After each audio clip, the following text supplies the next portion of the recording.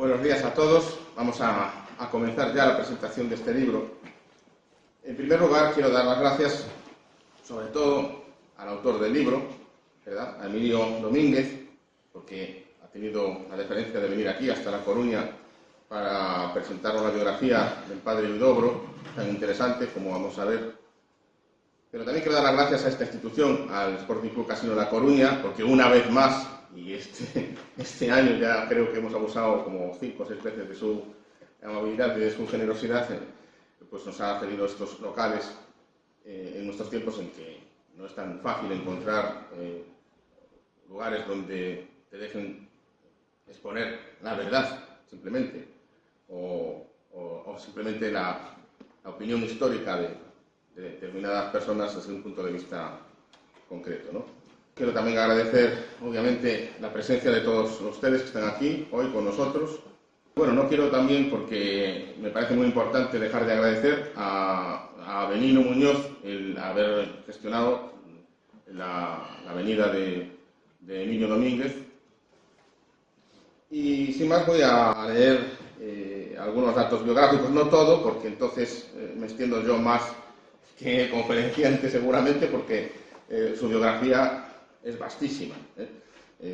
Entonces, solamente algunos apuntes biográficos de Emilio Domínguez para que sepamos quién nos va a oír. Bueno, Emilio Domínguez Díaz nació en Mérida en 1970. Actualmente trabaja como profesor de inglés en el Colegio Tajamar. Es licenciado en Filología Inglesa, pero es también doctor europeus en Humanidades y Filología Inglesa.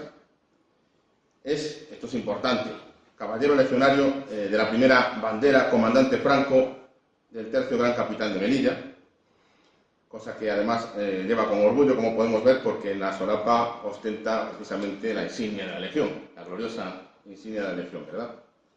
Fue Premio Nacional de los Premios Ejército, también obtuvo el primer galardón de los premios Aula Escolar Aria del Ejército del Aire.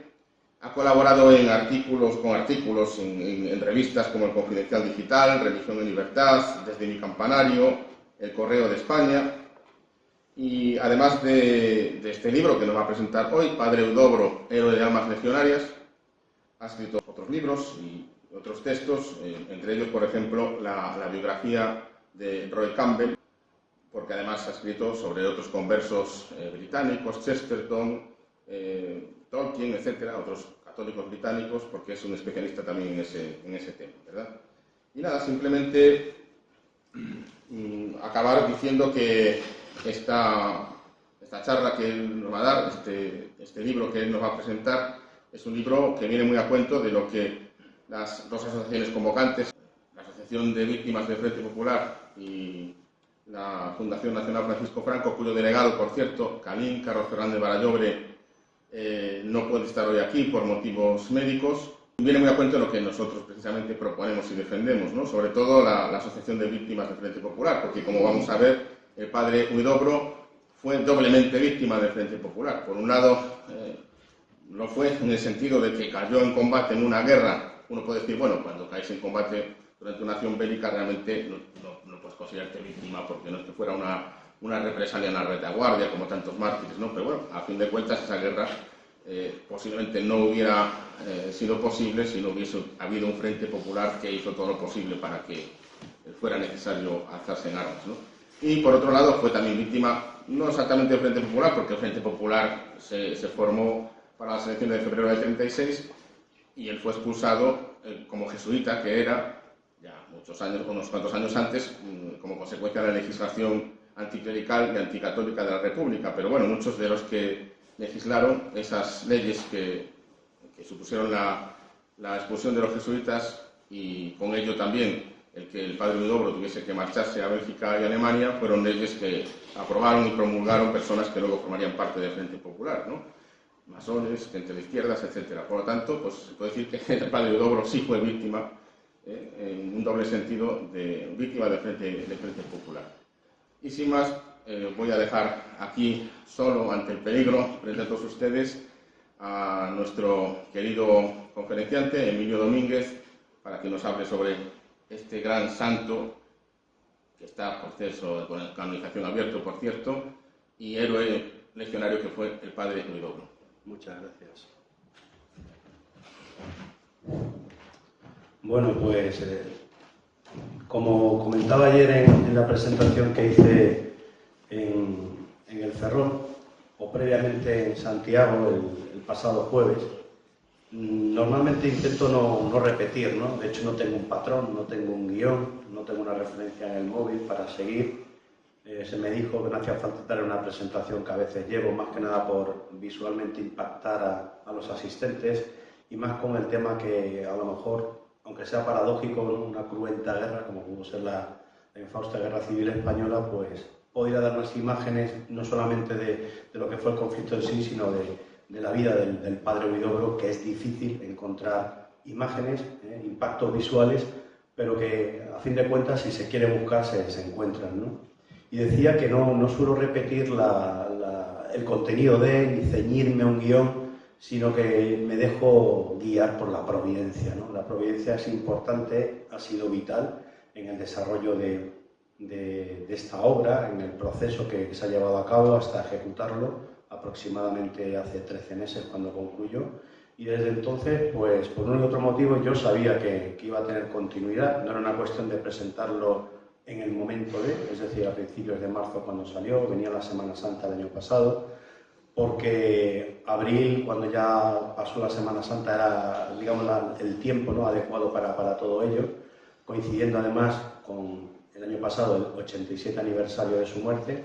Ayer se cumplían 88 años de su muerte, el 11 de abril del 37, el Domingo del Buen Pastor de aquel año, en las inmediaciones de la Casa de Campo, ¿no?, en la Cuesta de las Perdices, donde cayó abatido por un proyectil. Entonces, como decía, la providencia ha jugado un papel importante en lo que ha sido el desarrollo vital del libro, porque no estaba entre mis objetivos, ¿no?, escribir sobre el padre Huidobro, como ha comentado Permuy previamente, pues me dedico a trabajar en aspectos relacionados con conversos católicos, con escritores británicos, por mi identidad, ¿no?, de filólogo, y porque me dedico principalmente, aunque no lo enseñé en el instituto, bueno, a veces sí intento meter algo de Tolkien o de Shakespeare, ¿no?, porque realmente de una cultura a los chavales que nos puede venir bien, o incluso de Orwell, ¿por qué no?, a propósito de 1984 y de los tiempos que vivimos, ¿no? Obras que trabajo, insisto, tanto Macbeth como 1984 en 1984 con mis alumnos, ¿no?, en cuarto de la ESO, ¿no? Y la providencia, de hecho, en ese cuarto de la ESO, que a lo mejor el que no se sitúe, estamos hablando de un rango de edad de 15 y 16 años, antes de entrar en el bachillerato, los 2 años previos a la universidad, pues ha querido también que siga trabajando y funcionando hasta una de las anécdotas que contaré luego en este proceso providencial, ¿no?, de acontecimientos que se han ido sucediendo en los últimos años, ¿no? Decía que yo no tenía previsto esto y siempre, pues, como miembro, como ahora mismo presidente de Plataforma Patriótica Millán Astray, estoy hoy en su territorio. Ayer estaba en el de Comandante Franco, en esa primera bandera en la que orgullosamente serví en los años 93-94. En esa bandera en la que casualmente me ha traído hoy, 32 años después, a encontrar a un antiguo camarada, compañero de sufrimiento y dureza allí en la UIR, y posteriormente incluso en la misma compañía durante algunos meses. Está aquí presente, Juan Lago. Ayer incluso pues también tuve la visita inesperada de un compañero de trabajo que no sabía siquiera la relación que podía tener con el Ferrol, y como había vacaciones en Madrid, pues apareció providencialmente allí en el casino de Ferrol, y ahí estuvo presente y con una serie de vínculos, ¿no?, que también pues me hacían vincular, ¿no?, todo, valga la redundancia, todo esto al tema legionario, ¿no?, más otros antiguos caballeros legionarios que allí se personaron y que nos pusimos caras a través después de varios años, incluso más de una década, ¿no?, funcionando simplemente con la amistad por redes sociales, ¿no?, como ha podido ser el caso hoy de Mónica también, ¿no? Entonces, todo esto forma parte de esa providencia, ¿no? Y como les decía, no estaba entre mis objetivos. De hecho, estaba trabajando en la segunda parte biográfica del poeta Roy Campbell, un poeta converso, que tiene que ver también con la Guerra Civil Española, tiene que ver también con el bando nacional, tiene que ver también con Franco, tiene que ver también con ir contracorriente y oponerse a los sistemas, y fue lo que me invitó a trabajar sobre él, ¿no?, sobre Roy Campbell, y hacer esa tesis doctoral sobre todo instado por la aparición de aquella infausta Ley de Memoria Histórica de 2007, a la hora Ley de Memoria Democrática, mismos perros y distinto collar, con ese objeto o ese objetivo que tuvieron, ¿no?, de hacer una historia, un relato que valiese a sus intereses ideológicos y que en poco o en nada tuviese que ver con la cierta o la verdadera realidad que se vivía, ¿no?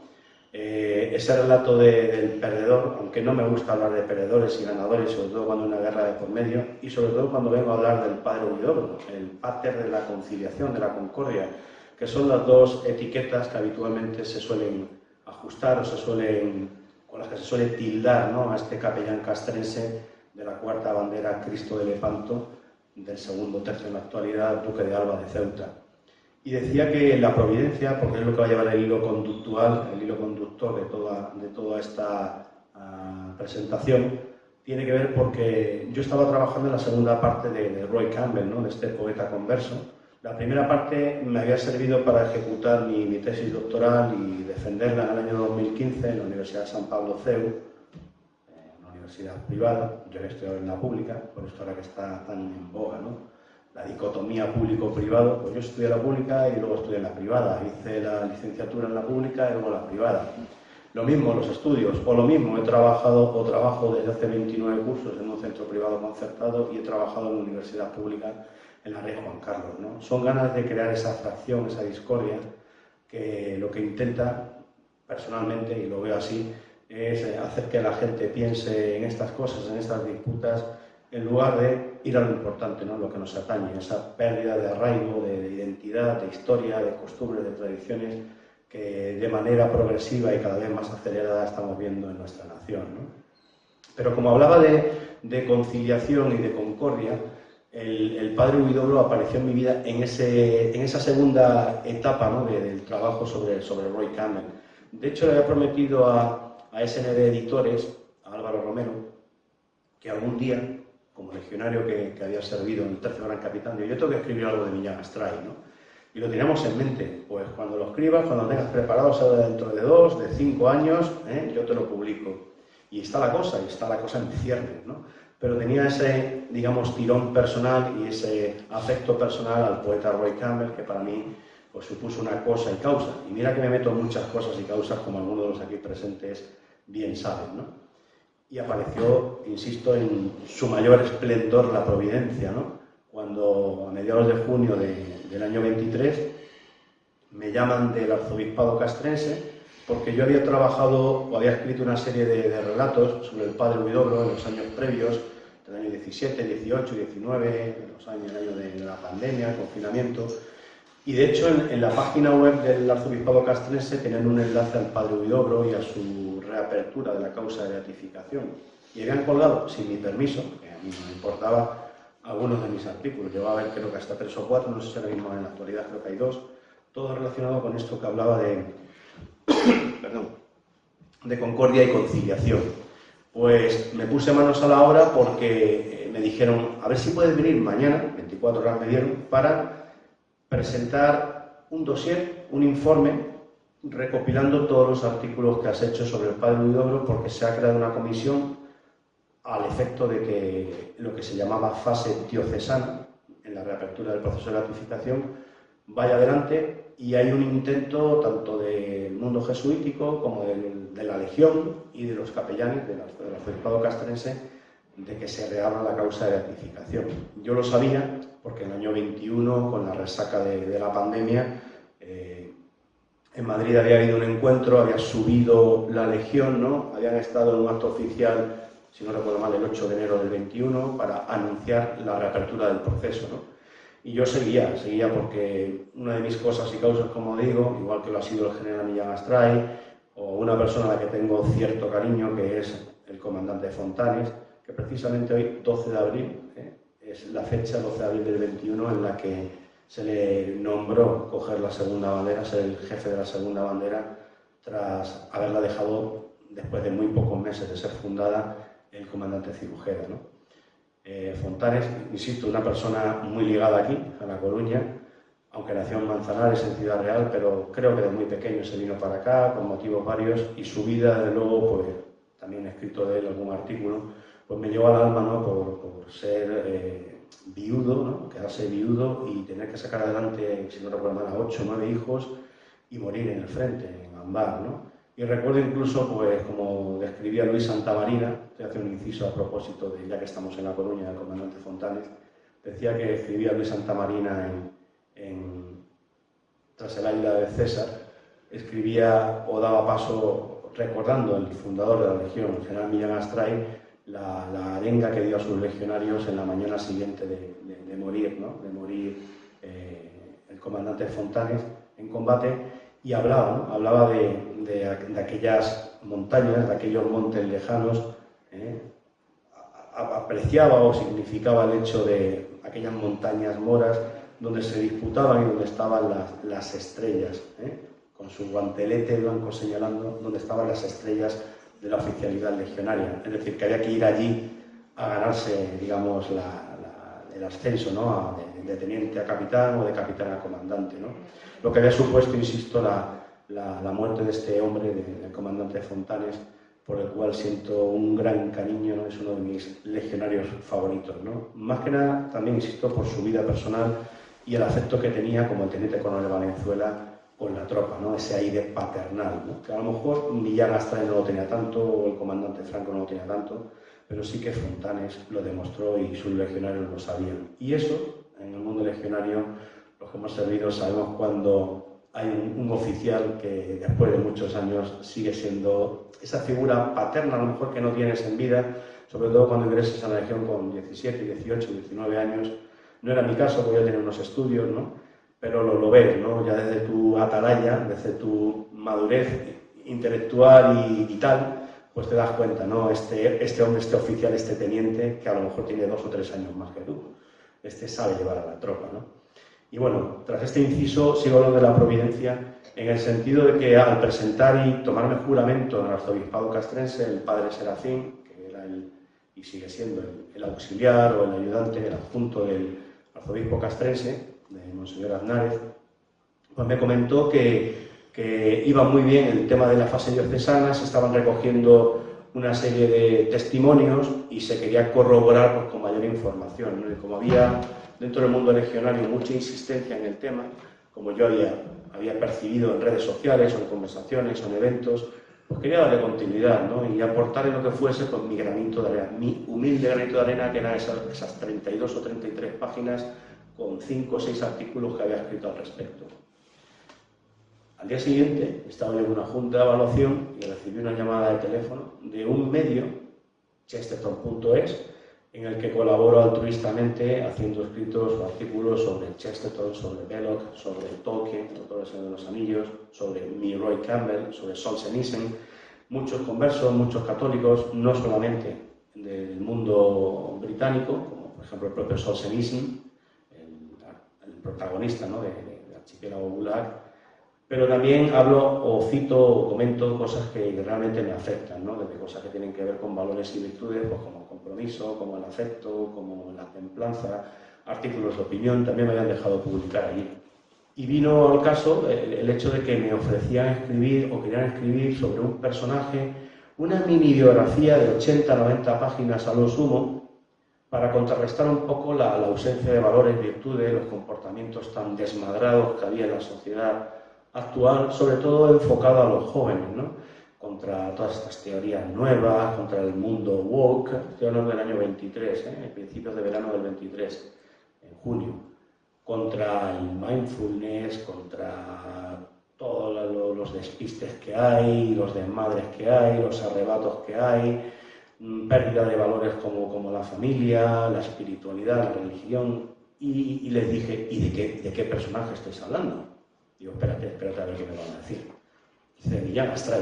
Digo, ¿cómo que de Millán Astray? Digo, pues mira, yo he quedado con mi editor, que alguna vez escribiera algo de Millán Astray, pero creo que 80 o 90 páginas se me antojan pocas. Entonces no es el personaje adecuado. Les recuerdo que el día antes había estado en el arzobispado castrense, ¿no? Y me dice, ¿y no se te ocurre alguien sobre el que pudiéramos escribir y gestar un libro?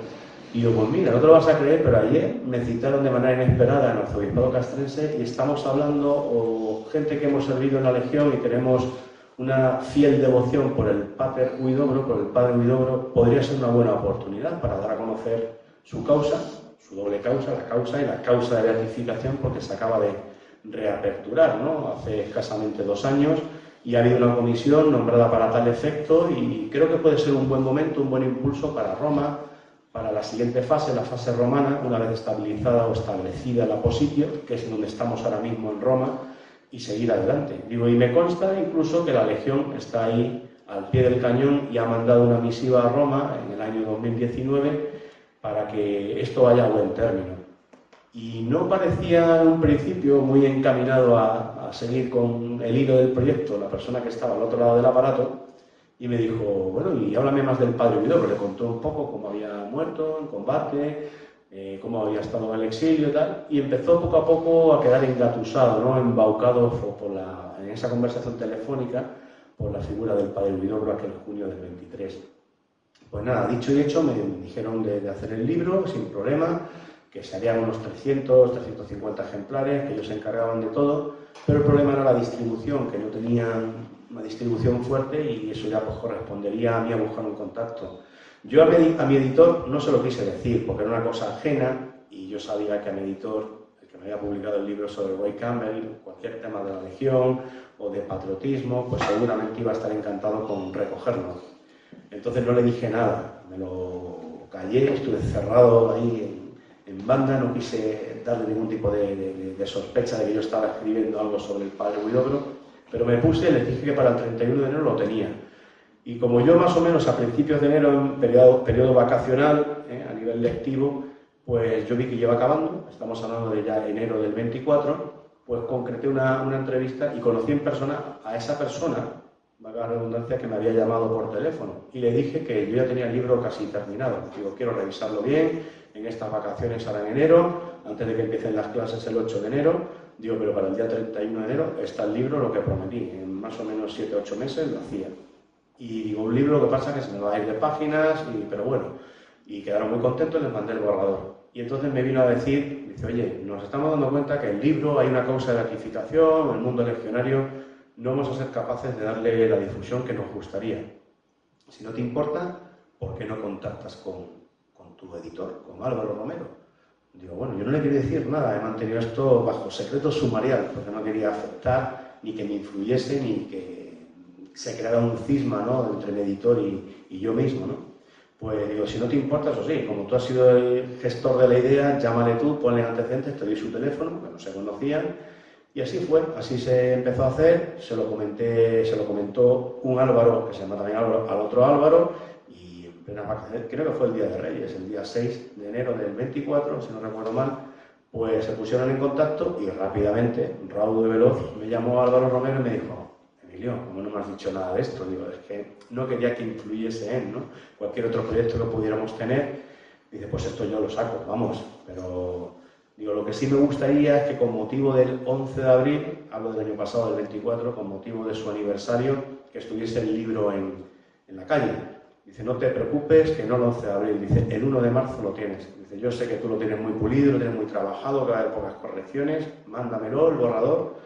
Digo, bueno, déjame darle una vuelta, 7 o 10 días y te lo mando. Y efectivamente lo mandé el 31 de enero y el 1 de marzo, un mes después prácticamente, pasó febrero, incluso antes de febrero, porque hubo una edición de Militaria el 1 de marzo y aunque no se había distribuido, ya estaba el libro el 1 de enero, el 1 de marzo del 24 en Militaria, ¿no?, a la vista y en Ceuta, porque coincidió con la carrera, la cuna de la Legión, de los 50 kilómetros de allí de Ceuta, del segundo tercio duque de Alba, y como tengo gente de plataforma que nos turnamos en carreras y eventos sociales, culturales o deportivos, pues fue en representación y tuvieron la suerte de llevarse 5 o 6 libros para el Museo de la Legión, para el coronel del tercio, para Julio Salón, para el general Yao, que era comandante general de Ceuta, antiguo jefe de la Legión. Entonces ya tuvo resonancia, ¿no?, a finales de febrero, antes incluso de marzo como estaba previsto. ¿Qué viene a decir todo esto? Pues nada, que providencialmente salió el libro. Yo no sabía nada de lo que iba a pasar poco después. Siguiente parte o punto de la providencia. Cuando acaba la Semana Santa, que recuerden que no ha tenido que ver nada con la de este año, que ha sido tan tardía, estamos ahora en los albores, ¿no?, de la Semana Santa del 25, por la del 24, pues si no recuerdo mal, el Viernes Santo fue 29 de marzo. Entonces, pues a principios de abril ya estábamos en periodo de lunes de Pascua, a principios de abril. Pues me entero que se van a exhumar. Yo no lo sabía cuando estaba escribiendo el libro, no lo sabía cuando salió el libro, y miren que tengo una gran relación con el pater, o el padre Boada, Francisco Javier Boada, que es el director del Instituto de Historia y Cultura Militar en cuestiones de archivos eclesiásticos, ¿no? Y claro, estaba mucho más enterado, y él había sido la persona, el director o presidente de esa comisión que se había gestado para dar comienzo a la fase diocesana del proceso de la reapertura de la causa de beatificación. Pues dicho y hecho, ¿no? Pues me comentaron la posibilidad de que se iba a exhumar, yo no sabía nada, y ya pues como un sabueso intenté infiltrarme como podía en la iglesia de San Francisco de Borja, la de los jesuitas, donde estaban los restos del padre Huidobro, en una sala anexa, pegado a la calle Serrano, frente a la Embajada de los Estados Unidos, y yo sabía dónde estaba, porque ya había visitado evidentemente su mausoleo, que tenía allí en esa sala anexa, pero que tenía poca visibilidad.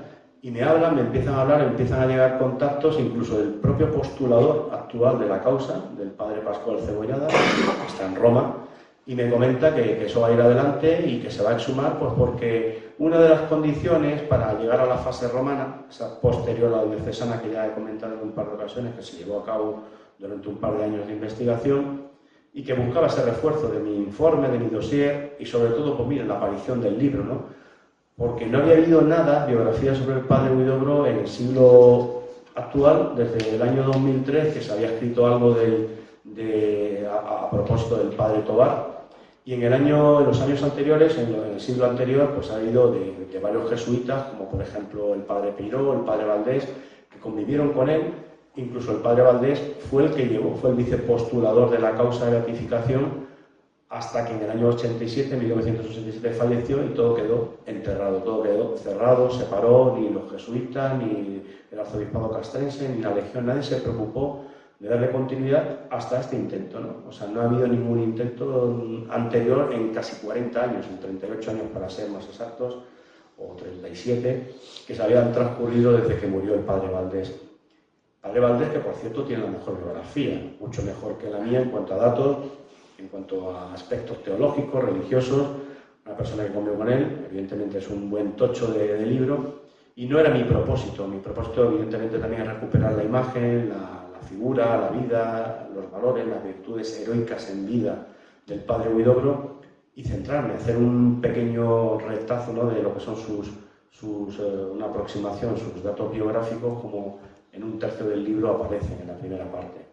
Pero esa providencia seguía produciendo el hecho de que se exhumaran sus restos, como les digo, yo sin saber nada, me avisaron, pero todo bajo secreto, ¿no?, con un equipo forense de la Universidad Pública, 3 mujeres de la Universidad Pública, 3 expertas forenses, que durante un par de semanas o 3 estuvieron trabajando los restos allí en las propias dependencias de la iglesia de San Francisco de Borja, hasta que se produjo la inhumación el 19 de julio, el pasado verano, donde se dieron cita en concreto puesto a la alta jerarquía eclesiástica del mundo del entorno de Madrid y del mundo castrense, e incluso subió un piquete, bueno, no un piquete, subió la escuadra de gastadores de la cuarta bandera Cristo de Lepanto, el cornetín, el coronel y algún representante regional, el general de la región, el general Carreras, actual Gedrilec, y hombre, alguna representación legionaria, porque a mí lo que me extrañaba que no se hubiese dado mucho mayor bombo y platillo, ¿no?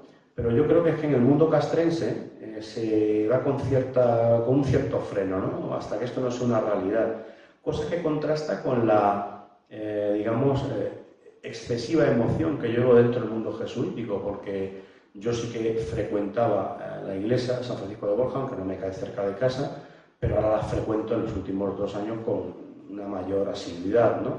Y entonces pues me di cuenta que cuando hablaba con un sacerdote, con el sacristán, esa persona que yo tenía allí como infiltrada y que me iba pasando información, han estado las forenses, o ya han terminado, o mira, te voy a mandar un boceto de lo que se va a hacer en el nuevo mausoleo. Y Sandro, sacristán, Sandro, ¿dónde se va a ubicar ahora? Si se va a retirar de donde estaba. Pues se va a poner en el claustro al lado del padre Rubio, un santo jesuita. Digo, ostras, pues entonces es un lugar de preponderancia, esto va a término, la causa de beatificación. Dice, sí, sí, esto va a ser el santo legionario, el primer santo legionario. Y claro, eso chocaba, a mí me rayaba un poco, como se dice ahora, porque veía mucha cautela, ¿no?, dentro del mundo castrense, ¿no? Y yo trasladaba esta información, primera información de primera mano, a algún militar, y decía, yo es que noto mucha distancia, ¿no?, entre el conocimiento, lo que perciben unos y lo que perciben otros. Pero bueno, a fin de cuentas se produjo esa inhumación el 19 de julio del pasado verano en concreto, como les dije antes, y esto ha supuesto pues, que la causa haya llegado, toda esa documentación se haya trasladado a Roma.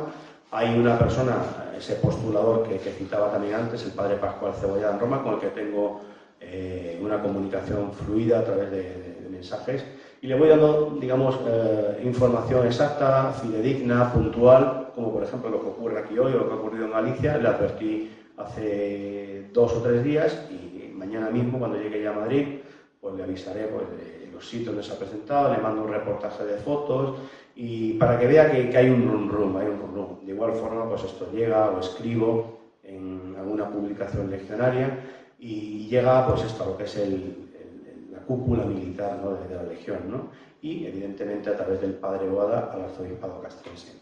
Esa es, digamos, o ese es el periplo providencial de lo que ha sido la obra, ¿no? La obra también, además, como ayer les decía, se cumplía 88 años de la muerte del padre Huidobro, y otro hecho providencial fue el que yo imparto clases de inglés en cuarto de la ESO. Son chavales de 15 o 16 años, como decía antes, y un alumno pues, se me presentó un día y me comentó hace 3 o 4 semanas con el libro. Pensé que lo había sacado a la biblioteca, pero me dijo que quería que se lo firmara, que lo había comprado. Pero la curiosidad de todo es que el alumno es de origen oriental, es chino, es no católico, es no cristiano, está en mi instituto, un instituto privado concertado, la cuna de los Opus Dei, del Colegio Tajamar. Y el chico, pues nada, tiene una relación excelente, es un gran estudiante. De hecho, hay otro alumno chino en esa clase, en ese grupo, en ese cuarto B, y son muy buenos alumnos, ¿no? Saben estar, respetuosos, saben respetar, independientemente de que no profesen nuestra religión, y son gente, pues esto, como hablamos, y no se tiene que ser o ver el mundo de color rojo, azul, verde, o pensar políticamente de una manera u otra. Simplemente hay que tener respeto, saber hacer las cosas bien, saber estar, y sobre todo intentar lograr concordia, conciliación, que nos irían mejor las cosas, ¿no? Y eso es uno de los empeños que he tenido, ¿no?, hasta el punto de que en algún momento, me ha pasado hace un par de meses, en febrero, pues iba a ir a un sitio a presentar el libro, pero ahí había una especie de tira y afloja entre varias asociaciones, 2 hermandades legionarias de la zona y alguna que otra fundación, y por intentar, por esa lucha de egos, ¿no?, lo que se ve muchas veces en política, de un color o de otro, ¿no?, pues me enfadé. Había quedado con ellos el 14 de febrero para presentarlo a una ciudad muy legionaria además, y dije que no iba. Digo, vengo a hablar del Padre de la Conciliación y la Concordia, os estáis tirando los trastos a la cabeza. Digo, pues no voy.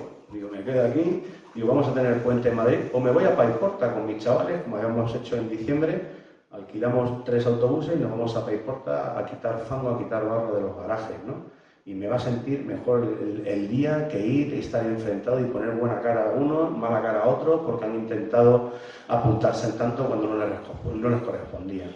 Pero bueno, todo se andará y seguramente en breve, muy en breve, estaré en esa ciudad.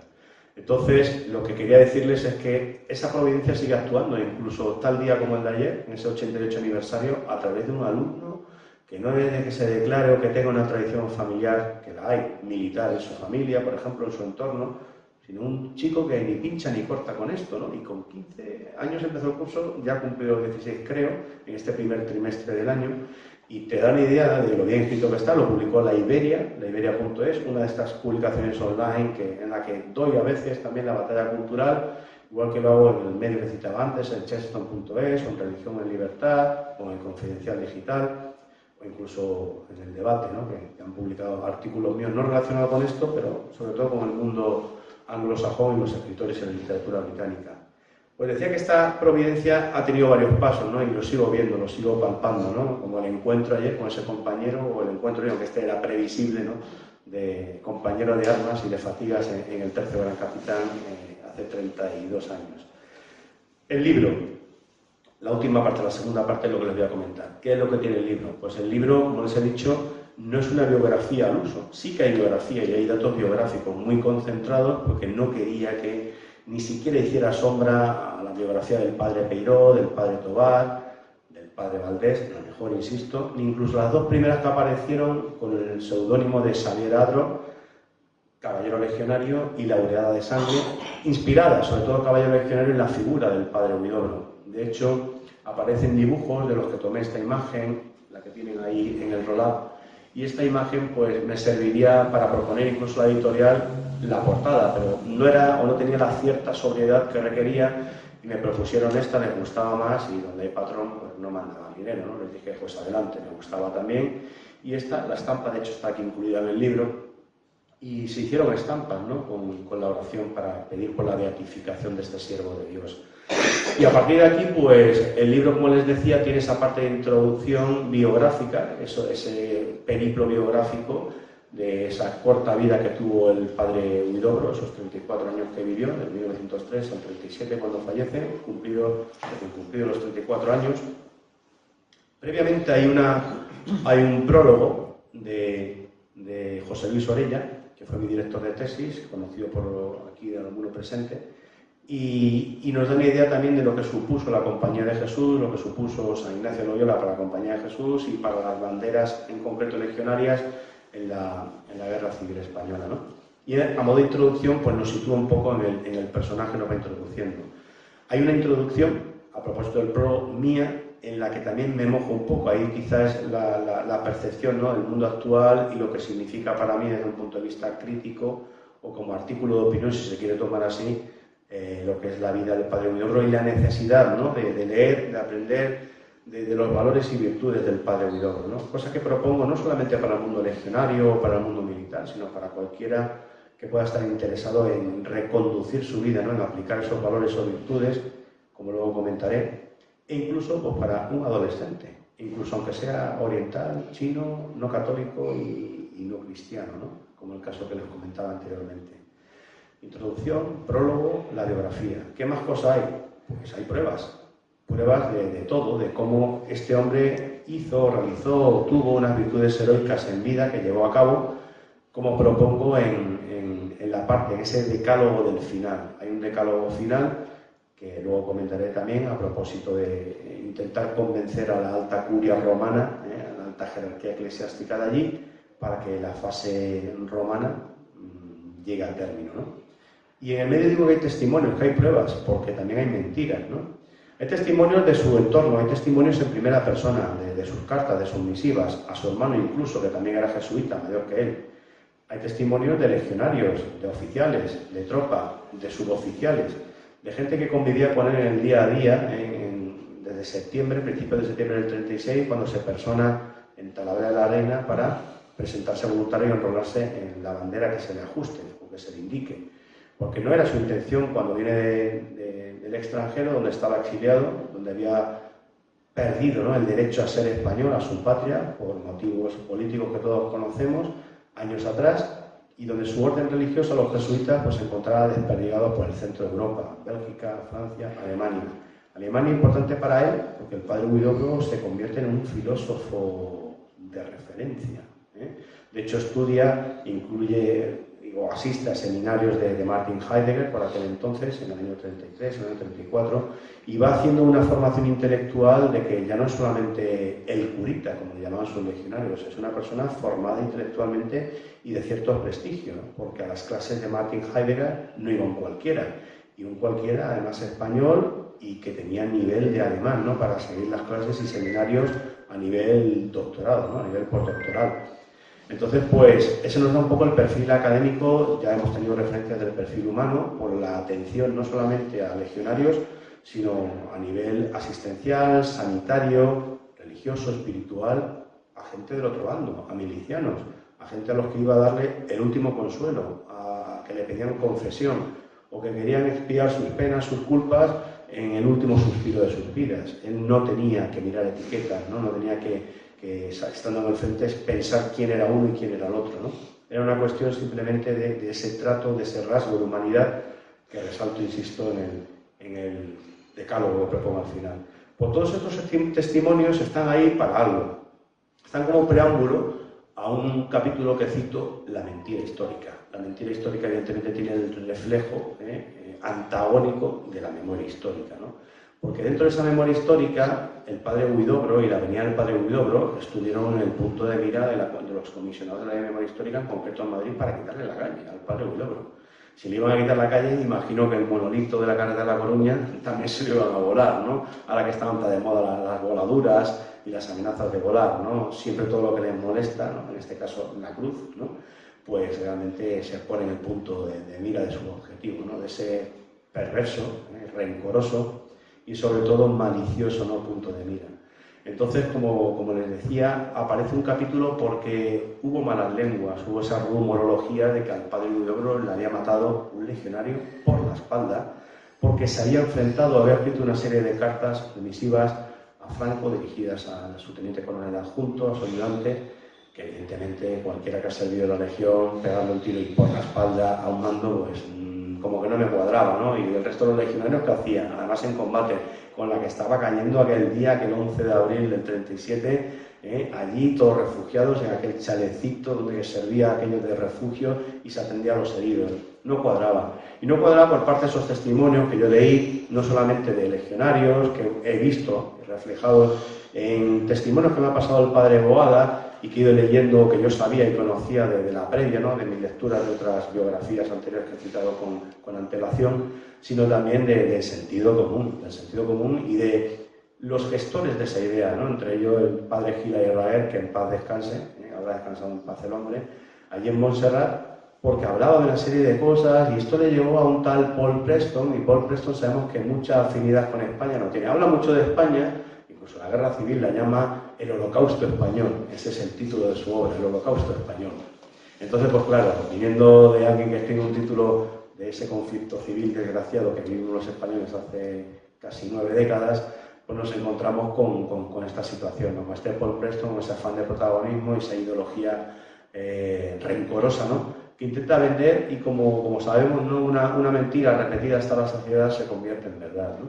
Y eso es lo que llevó a mucha gente a pensar, y hace años, hace 2 años, hace 1 año y medio, buscabas padre Huidobro en las redes sociales y pueden hacer la prueba, y se encontraba ese tipo de testimonios que con una labor, un trabajo como el que yo he hecho, como hacemos en plataforma Millán Astray, con el propio Millán Astray, hace 5 o 6 años, buscaban Millán Astray y todo era negativo. Ahora mismo lo tenemos ocupado porque siempre encontramos a diario en nuestro perfil de Twitter o en el Facebook, por ejemplo, en redes sociales, o incluso en TikTok, aparecen por ahí cosas de Millán Astray que han ido borrando, han ido cubriendo un túpido velo sobre todo lo malo, sobre toda la mentira, ¿no? Y han recuperado la heroicidad de aquellos que quisieron hacerle villano, ¿no? Entonces, como ocurrió con el comisionado de la Ley de Memoria Histórica a la hora de atreverse a quitarle la calle de Madrid, ¿no? Cuando él tenía unos motivos, unos datos o unas referencias del otorgamiento del año 1924, completamente ajeno al inicio de las hostilidades en la Guerra Civil Española de 1936. 1924 y se lo otorgó a la calle por ser héroe en Filipinas, siendo un imberbe oficial con 17 años, por sus mutilaciones de guerra y por fundar la Legión en 1920. Con esas razones, como le comentaba al juez, no hay más preguntas, señoría, no tiene que ver nada, ¿no? El juez y el resto de jueces en la sentencia, por unanimidad, otorgaron de manera prácticamente instantánea, en cuestión de 7-10 días, nos dieron razón a la plataforma Millán Astray tras aquel juicio que duró en torno a 3 horas 40 minutos, ¿no? Y en el que estuve de perito judicial junto con, que en paz descanse, el fundador de plataforma Millán Astray, el con el Recena, y Guillermo Rocafort, que conocemos también, binomio mío, no binomio, pero sí amigo de mi reemplazo en Melilla, en los años 93-94, y con el que mantenemos a flote pues, nuestra heroicidad, nuestras gestas legionarias, ¿no? A propósito de nuestros héroes, ¿no? De esos que quieren vilipendiar. Pues esta situación viene aquí, o ese capítulo viene a cuenta de esto, ¿no? Porque además Paul Preston ha sido una persona muy adepta y adicta a atacar a la Iglesia española, al catolicismo, ¿no? No le gusta. Entonces yo me preguntaba, digo, ¿por qué no atacas a Montserrat o a Gila Israel? Porque había habido una serie de casos de pederastia que lo tienes a huevo. Podrías bien atacarlo y tienes ahí a una persona que está viviendo allí. Lo cito aquí y le he dado pie. No he recibido respuesta en 14 meses, ni espero recibirla, ni en inglés ni en español, pero vamos, que no me importaría mantener un debate con él, ¿no? A propósito de esas mentiras que decían, no, que se ha leído, que ha habido. Mentira, ni en Alcalá de Henares, en los archivos, ni en Roma. Y tengo como testigo al padre Boada, que ha estado allí varios años preparando su tesis doctoral, que no tiene nada que ver con esto, respecto a temas de patrimonio militar. Y él ha estado investigando con el padre Pascual Cebollada, preparando lo que era la fase diocesana, y en ningún momento hay un testimonio que diga que el padre Huidobro fue abatido por fuego amigo, por la bala o por el proyectil de un legionario que estuviese en su guardadolera. No, para nada. Ningún testimonio lo decía, ¿no? Incluso se hablaba de cómo estaba la cara destrozada por el impacto que había sufrido su cráneo, su cabeza, ¿no?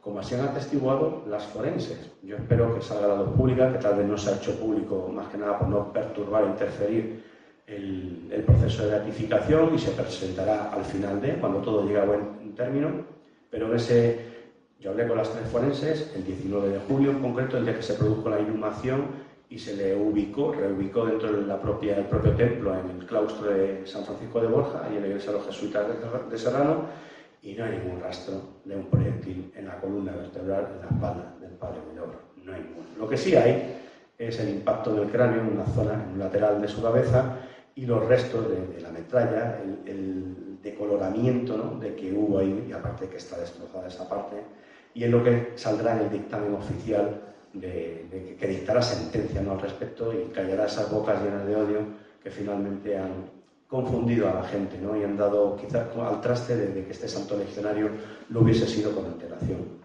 También hay poesía, ¿no?, porque me atreví con un poema, ya he contado una anécdota que no voy a repetir hoy por no repetir las cosas, como decía, y bueno, me he atrevido a ficcionar en 2 versiones, en la parte narrativa, no ficcionar porque me documenté incluso de la climatología de aquel 11 de abril del 37, de cómo se presentó la mañana, de lo que había sido la previa, de la tregua que se produjo ya después para enterrar a los muertos, del intercambio de provisiones entre legionarios y gente que eran sus combatientes rivales, ¿no?, los milicianos que estaban en la otra parte. Entonces, pues todo ese tipo de ideas me hizo, ¿no?, escribir un relato que está incluido, que había sido también la base de unos artículos que ya se había publicado en el Arzobispado Castrense y en algún otro medio, ¿no? Y lo plasmé en poesía. Eso me llevó a pensar y a hacer un poema un poquito extenso, pero bueno, también aparece ahí la versión del acontecimiento. También hay un referente, porque todos vivimos de iconos y de referentes, ¿no? Y los jesuitas, los que estaban en el exilio, se habían referido y hablaban de un tal padre William Doyle, un padre irlandés que en la Primera Guerra Mundial su cuerpo desapareció en los combates en el frente francés, y en concreto en las batallas de Ypres, en la de Passchendaele, en Francia, el 17 de agosto de 1917, pues esta referencia, la labor que hacía la pastoral, la labor religiosa con sus combatientes irlandeses y católicos, pues yo creo que impregnó una gran fuerza a los jesuitas que estaban exiliados en Marnez, en Bélgica, ¿no? ¿Por qué? Pues porque sabía atraerse a los anglicanos, a los combatientes aliados, ingleses, que eran principalmente americanos, y los pastores e incluso los oficiales lo decían, oye, ¿por qué nuestros soldados ingleses, por qué se van con el cura irlandés, ¿no? Porque sabía llegar a ellos, ¿no? Una cosa que a nivel de comportamientos y de la alegría lo vemos en el padre Huidobro, ¿no? De la alegría hablaré dentro de escasos minutos antes de terminar, y tendrá que ver, insisto, con esa última parte del decálogo de valores, virtudes.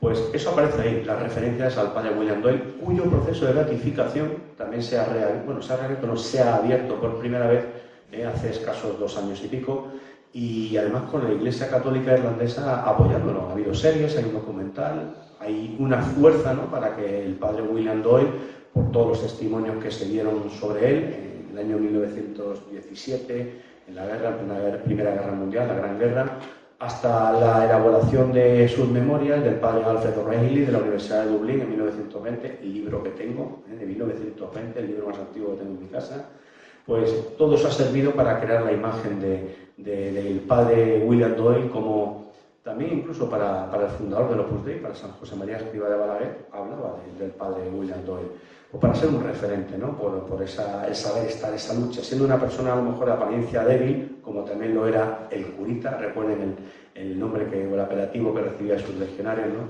por el aspecto físico que denotaba, ¿no?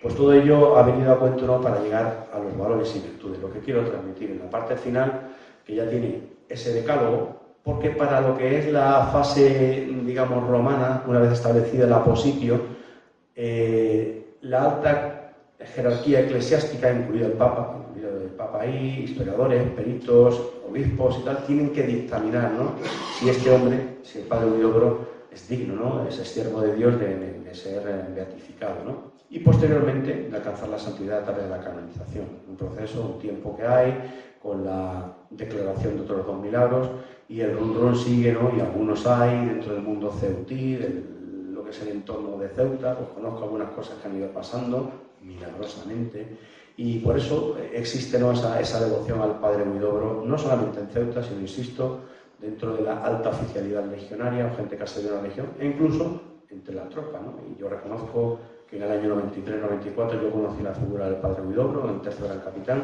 No lo he seguido hasta pasados años, décadas incluso, cuando ese fervor religioso por él pues despertó en mí la atención hasta el punto de la providencia me llamase, ¿no?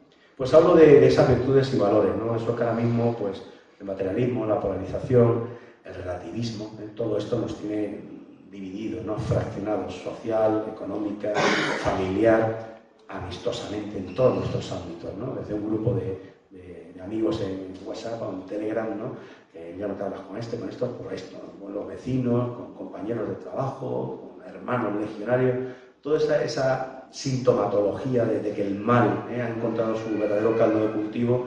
Pues creo que el padre Huidobro, pues aquí marca unas pautas, marco 10, pues ya ha marcado 12, pero se piden una serie de ellas para que esté orientada, ¿no? Y es lo que espero que el padre Pascual Cebollada, el postulador en Roma, traslade, ¿no?, a la gente que va a juzgar, ¿no?, el hecho de que el padre Huidobro se convierta en el primer santo legionario.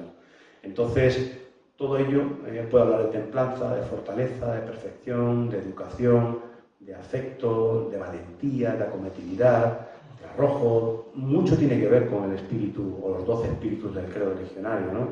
Y todo eso está plasmado ahí, atención, por un hecho, por las virtudes heroicas en vida. El padre Huidobro, cuando alcance, Dios quiera, la beatificación, o cuando se le canonice posteriormente, cuando sea santo, San Fernando Huidobro Polanco, no será por su muerte en combate, será por todo lo que demostró y todas las pruebas que hay en su niñez, en su adolescencia, en sus estudios eclesiásticos, como docente en el Colegio de Aranjuez, como formándose religiosamente en colegios como pudo ser, por ejemplo, en Granada, o en la tercera y última profesión de sus votos en Villafranca de los Barros, antes de morir, cuando sabía que si alcanzaba la muerte sería por amor a España, por amor a los suyos, por amor a sus legionarios, como de manera casi vaticinadora, ¿no?, presagiaba a principios de abril, 3-4 de abril, quizá la última misiva que lanza a su hermano, también jesuita, como decía antes, y le aventura, ¿no?, de que tiene la sensación, la impresión de que ha renovado sus votos, vuelve a Toledo para saber dónde está su bandera. Le dicen que está en la casa de campo y allí se incorpora, está un par de días con ellos, hasta que alcanza gloriosa muerte y se encuentra con el Altísimo ese 11 de abril del 37, ¿no? Pero en todos estos valores no cito uno que es clave y sirve como hilo conductual. Ese hilo conductual que ha de guiar nuestras vidas y en el que hemos de basarnos, ¿no?, para leer el libro, para conocer al padre Huidobro, independientemente de que tengamos o queramos tener, ¿no?, mayor arrojo, mayor valentía, de vivir sin complejos, sin la tibieza que ahora mismo en tantos ámbitos y estratos sociales, religiosos, profesionales nos encontramos, para que, en definitiva, seamos amigos de la alegría, ¿no?, y que traslademos la alegría a todo nuestro entorno, a nuestra vida familiar, a nuestros amigos, a nuestros compañeros de trabajo, a nuestros alumnos, que seamos capaces de llegar un lunes a las 9 de nuestra primera clase y decirles que los lunes es mi primer día de clase de la semana, es mi día favorito de las clases, en modo provocador, ¿no? Provocador, pero de manera sana, ¿no? Utilicemos la alegría, y con esto quiero terminar, para que junto con la conciliación y la concordia, ¿no?, esto quede reflejado en nuestras vidas y sirva para recordar este futuro santo legionario, el padre Huidobro, del que ayer se cumplían 88 años de su muerte en la casa de campo. Muchas gracias.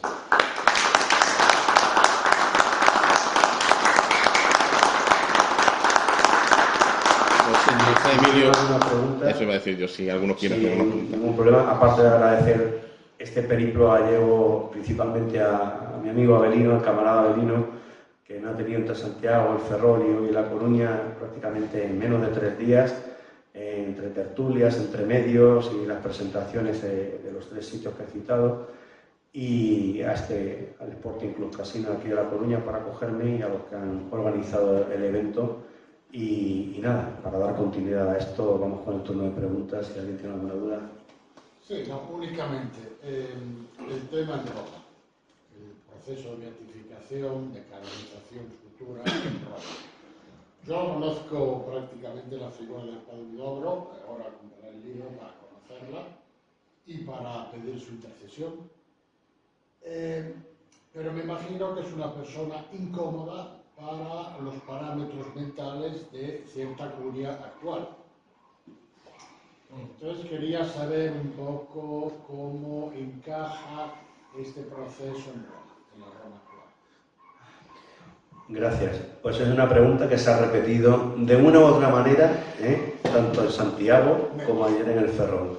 Casualmente, de una u otra manera, una por la referencia a Martin Heidegger, sus estudios y la molestia que pudo causar, ¿no?, en el papado de Pío XII, por ejemplo, el hecho de que además no había ningún sacerdote o capellán castrense, ¿no?, que alcanzase la beatificación, que fuese canonizado posteriormente, ¿no?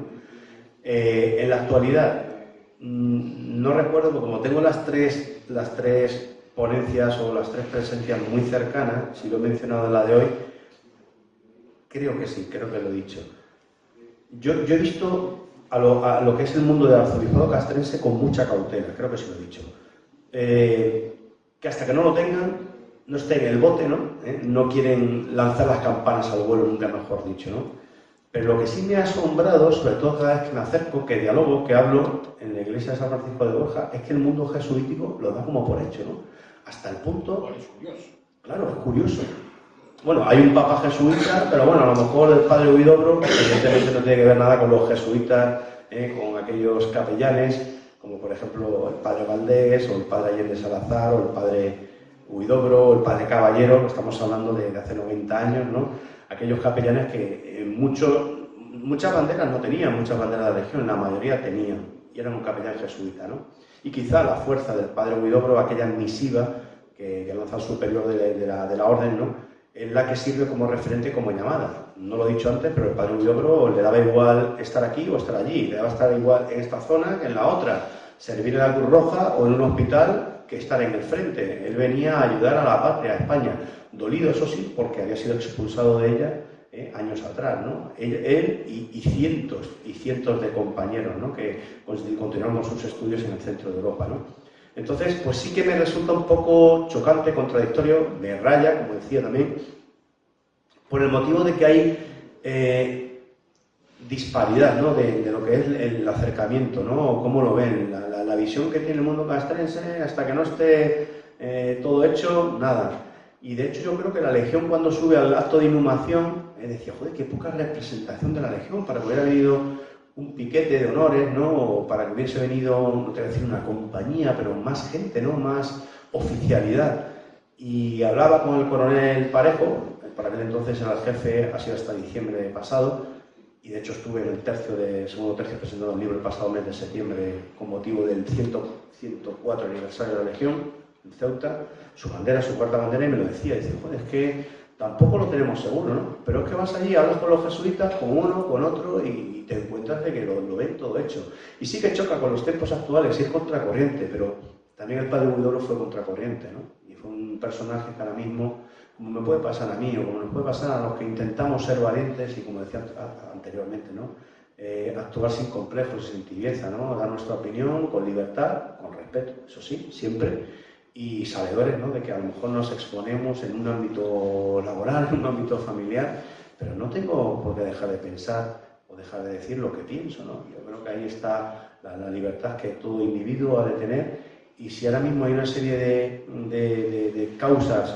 de beatificación abiertas, y está la del padre Huidobro, después de tantos años tenerla cerrada, y aquella misiva de la Legión como cuerpo, comunidad, de 2019, y el tirón, el apoyo del arzobispado castrense, sobre todo por Monseñor del Río, que en paz descanse, que como arzobispo castrense fue el que promovió y en que en su periodo de mando, ¿no?, al frente del arzobispado, pues se le dio ese impulso definitivo, pues puede haber indicios, ¿no?, de que esto puede llegar a buen puerto y hay veces que la vida y, digamos, las circunstancias, la providencia nos guarda gratas sorpresas. Y puede ser el momento.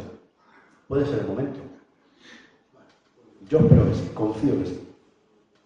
¿Más preguntas?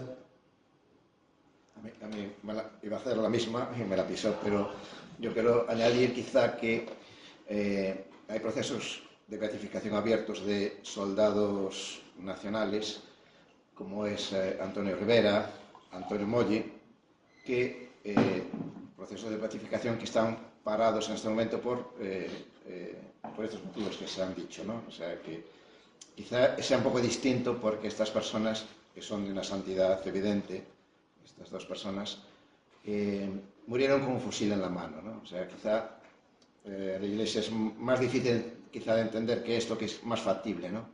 Esta persona no pegó un tiro, ¿no?, en su... Efectivamente, su arma era el crucifijo en la mano. Exactamente. Él avanzaba, él zigzagueaba entre las trincheras, desoyendo muchas veces las órdenes de sus oficiales de Iniesta Cano, del cual también extraje mucha información de sus memorias, que era teniente general, porque él, el que estaba al mando, una vez herido el comandante Vierna, que era el jefe de la bandera, pues Iniesta fue el capitán que mandó a retaguardia al puesto de socorro al padre Huidobro aquel 11 de abril.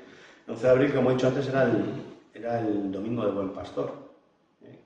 Casualmente él había oficiado misa primero a la mañana, o tal vez a las 8:30 de la mañana, y horas después iba a fallecer, porque no le quería ver Iniesta. Iniesta Cano no quería verle allí porque estaba excediéndose en el riesgo, ¿no?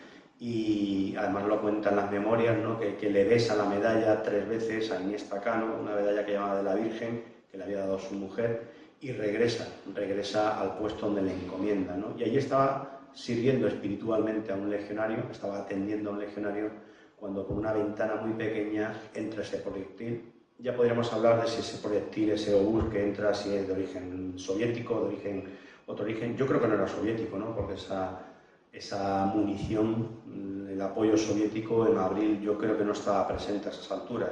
Y creo que hay un estudio, no recuerdo de quién, pero sale publicado en un libro de Galland Books, de una editorial de Valladolid, y habla de que era un proyectil francés, que da igual, ¿no? O sea, la muerte puede venirte de un lado o de otro, ¿no?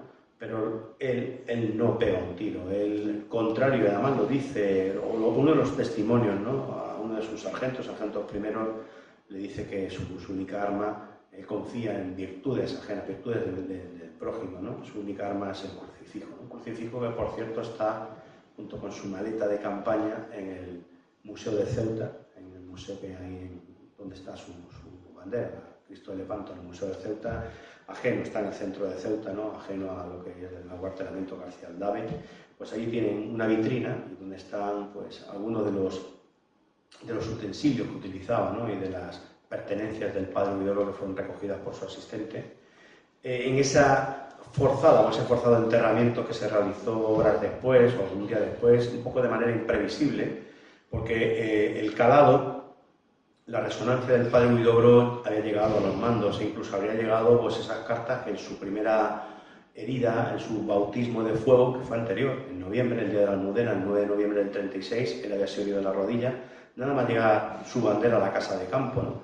Y él estuvo un tiempo de convalecencia en Toledo, rápidamente fue pasado a un hospital que tuve el gusto de conocer en Talavera de la Reina, tuve el gusto de conocer porque estuvo allí el capellán de este actualmente colegio, un colegio de chicas en Talavera de la Reina, y fue hospital. Y de hecho hay algunos de los dibujos, precisamente de la obra que citaba antes de Xavier Adro, y hay uno de los dibujos que se le ve como escribiendo en la cama, convaleciente, en los dibujos que está. No sé si aparecen o no aparecen en el libro de las 2 láminas que hay, y aparece ese dibujo y se le ve atendido por una monja, el hábito de la monja de los años 30, y claro, digo, la persona que dibujó esto, la persona que lo dibujó, lo tuvo que ver. O sea, en el año 30 o 36 o 37, me da igual, no había inteligencia artificial para haber dibujado esto. Ese libro, los libros de Adro son del año 40, 44 más o menos, ¿no? Entonces, claro, ves los dibujos, algunas imágenes de esas impactantes que suelo llevar en las presentaciones, pues claro, me preguntan, oye, esa imagen, claro, alguien lo tuvo que ver, para dibujarlo alguien lo tuvo que ver, además está datada, o sea, está la persona que hace el dibujo, esa no caricatura, es un dibujo hecho a plumilla, con un lápiz, y aparece dentro de las 7 u 8 imágenes que nos dan una visión efectivamente que coincide con la imagen del padre Huidobro, de estampas, ¿no?, que han ido apareciendo desde que comenzó su proceso de beatificación, desde que se impulsó el pasado siglo, hasta que se detuvo, ¿no?, en el año 87 con la muerte del padre Valdés, ¿no?